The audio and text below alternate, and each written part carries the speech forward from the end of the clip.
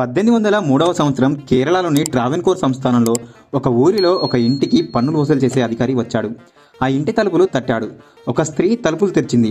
ఆ పన్నులు వసూలు చేసే అధికారి ఈ స్త్రీ యొక్క వక్షస్థలం వైపు చూసి, నీకు ఎంత ధైర్యం ఉంటే రాజాజ్ఞను ధిక్కరించి రొమ్ము పరిమాణం యొక్క పన్ను కట్టకుండా నీ రొమ్ములని వస్త్రంతో కప్పుకుంటావు? దీనికి శిక్షగా నువ్వు ఇప్పుడే ఉన్న ఫలంగా దీనికి రెట్టింపు పన్ను కట్టు అని అడుగుతాడు.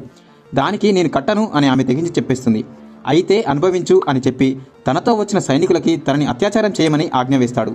వెంటనే తనతో వచ్చిన సైనికులు ఆమెపై అత్యాచారం చేయబోతూ ఉండగా అప్పుడు ఆవిడ నన్ను ఏమి చేయవద్దు అని వారిని బతిమిలాడి, మీకు కావాల్సింది రొమ్ము పన్నే కదా, ఒక్క నిమిషం ఉండండి అని లోపలికి వెళ్ళి తిరిగి వారి ముందుకు వచ్చింది. తీరా ఆమెను చూస్తే ఆమె ఒక చేతిలో పదునైన కత్తి, మరొక చేతితో పెద్ద అరిటాకును పట్టుకొని ఉంది.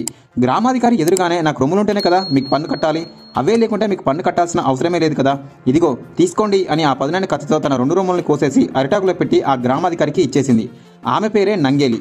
ఫ్రెండ్స్, దీనికి సంబంధించి ఫుల్ వీడియో కావాలంటే కమెంట్ సెక్షన్లో కమెంట్